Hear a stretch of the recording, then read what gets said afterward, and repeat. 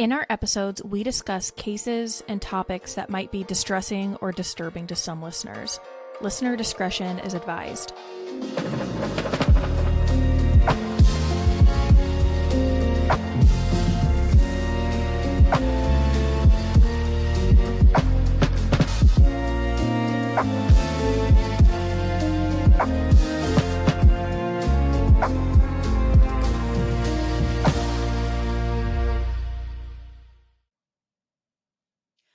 On the night of Sunday, April 17th, 1983, Letitia Perry was at her mother Barbara's house.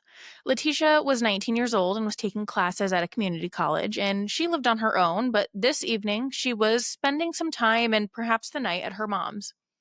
That night, though, Letitia and her mother were beginning to get worried because Corinne, Letitia's 17-year-old sister, hadn't come home. Letitia and Corinne were the youngest of four sisters in the Perry household. They were all very close growing up, and they moved a lot because their dad, Donald, was in the Air Force. After he retired, the family moved to Creston, Iowa, and eventually Donald and Barbara divorced. Now, Corinne was 17 years old, and she was a senior in high school and just about to graduate. She had earned a scholarship to Simpson College in Iowa and had plans to double major in psychology and acting. Based on my research, acting was a clear passion of hers. She was in her high school's mime troupe. She acted in several plays and also took part in speech competitions. In a 2020 NBC article by Andrea Cavalier, Letitia said, "I was at the house that day, and when Corinne didn't come home that night, we started to worry. It got late, so we started calling her friends." Letitia and Barbara started calling Corinne's friends, but none of them had seen her and none of them had even heard from her.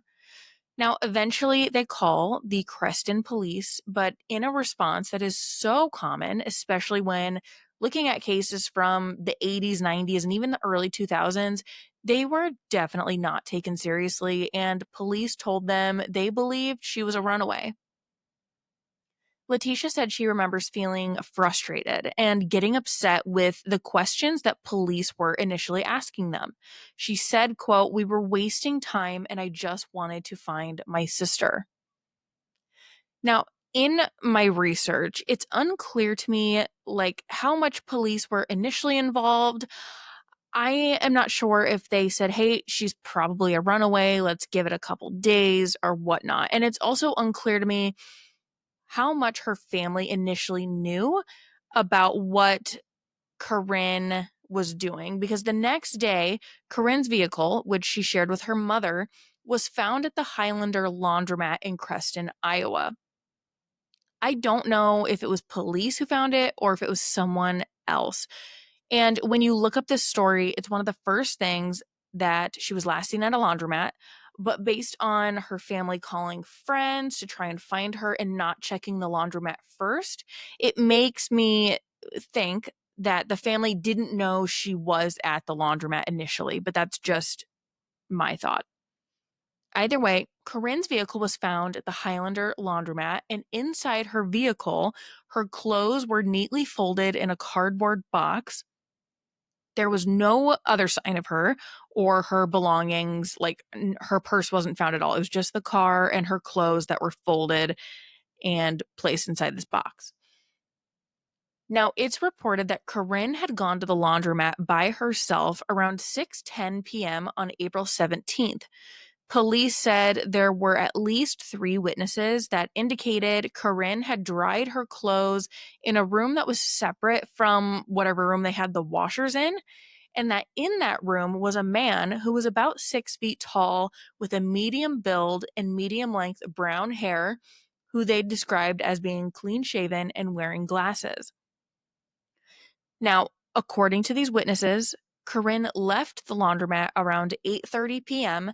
and the man left soon after. On May 3rd, 1983, newspapers published articles informing the public that a specific witness was being sought for information, and it was this man. In an article by Nick Lamberto in the Des Moines Register, it's written, quote, "State and local investigators are seeking a man in his early 20s who was seen April 17th at a coin-operated laundry at Creston before a 17-year-old girl disappeared." Gene Meyer, who was a special agent supervisor with the Iowa Division of Criminal Investigation, said, quote, "We want to talk to him as a possible witness, not as a suspect. He may be able to give us information that will help us in the investigation." Now, just days after Corinne went missing, her purse was found by police, but it was found 7 miles from the laundromat and her vehicle. According to this same article by Nick Lamberto in the Des Moines Register, it was found on a highway bridge, and it's described in another article as possibly being placed on the bridge rather than having been tossed or dropped, because none of the contents inside the purse, like her glasses or her makeup, were broken. The contents of her purse and finding it in a location so far from her vehicle seem to have pushed investigators to look at this through the lens of foul play potentially being involved. For one, Corinne had terrible eyesight, and the DCI chief at the time said she likely would have had trouble functioning on a day to day basis without them. That is how horrible her eyesight was. And her mother also said that Corinne would have had splitting headaches within 30 minutes if she didn't wear them. So the fact that they were in her purse is not a good sign. Letitia also commented that Corinne loved makeup and wouldn't leave the house or go anywhere without it on. So to her, that also made the idea that Corinne ran away on her own even less likely. Now, the bridge that the purse was found on was over the West Platte River, and according to the police chief, it was searched multiple times. And months later, when hunting season was ramping up, special notices and warnings were posted in motels and in the area, asking visitors and hunters to be on the lookout for any sign of Corinne. But this didn't produce any leads or results. The search for Corinne went on month by month with no new information coming in. Chief Kessler was quoted in a Des Moines Register article on February 6, 1984, as saying, "We've never had a case here that we've spent even a tenth of the amount of time we have on this one, and to no avail." The assistant chief at the time added, "I think we've interviewed 200 people, and quite frankly, we don't know any more now than we did after she was reported missing." And this is just so crazy to me that we're now months after she's disappeared, and there were multiple witnesses at the laundromat who saw this man.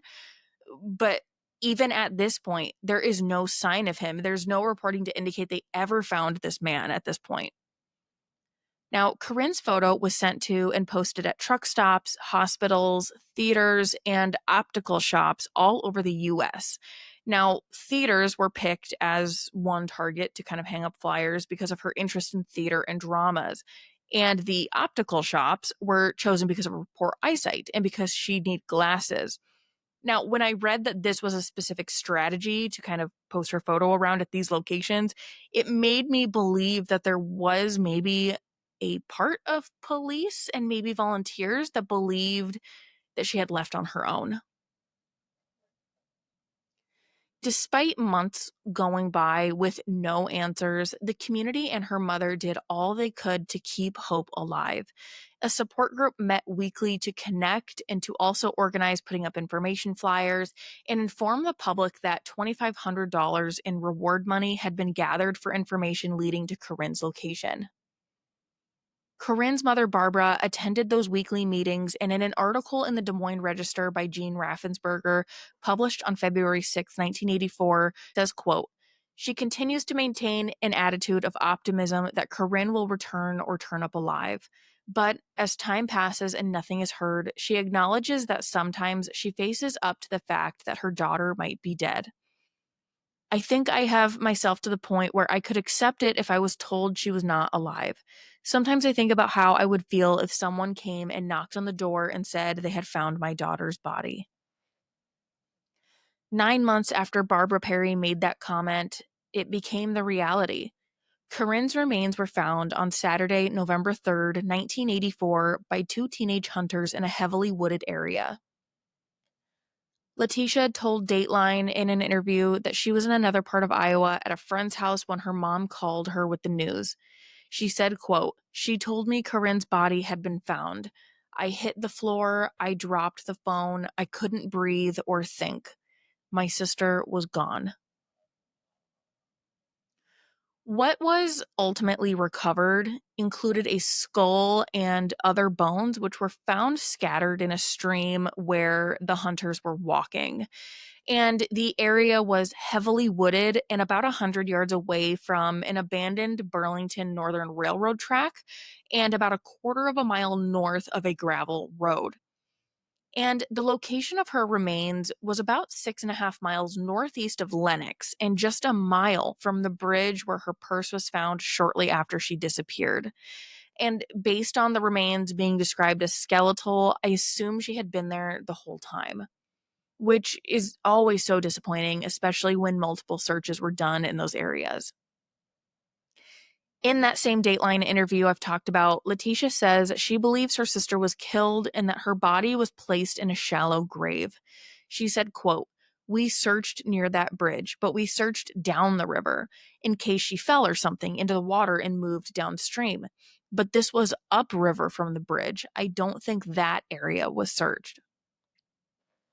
In an article published in the Des Moines Register on November 5th, 1984, state and local law enforcement were said to be coming together to begin what was described as an intensive investigation to determine if Corinne Perry was murdered, and if so, by whom. The article goes on to say, quote, "Although investigators are awaiting a pathology report, there was widespread talk among them that Perry had been slain, and that aside from the skull and bones, nothing else was recovered that day." Creston Police Chief Robert Kessler said, "We've followed so many leads and we've had no luck. Now we're going to have to relook at it all over again and see what happened." Now, ultimately, in my research, I don't believe a cause of death was ever able to be determined, and that's likely because of the state of the remains. And years have gone by, and investigators are no closer to knowing who was responsible or who the man was at the laundromat. In my research, I came across an article by Bob Shaw in the Des Moines Register, and it's dated September 18th, 1984. So, about a month and a half before Corinne's remains were found. And it talks about how, at a certain point, Barbara Perry received a call in the middle of the night about a man who said he had seen Corinne. The article reads, "Barbara Perry was jarred awake Monday morning by a man who said he had seen her daughter Corinne, who had been missing since April 17th, 1983. But the man hung up too soon to give the police any clue whether the call was a prank or a legitimate sighting. He asked for Corinne," said Perry, "who was awakened by the call at 6 a.m. He seemed very definite. I said she wasn't here right now, and he started to hang up. I asked him how he knew Corinne, and he said he had seen her in the last couple days in Creston.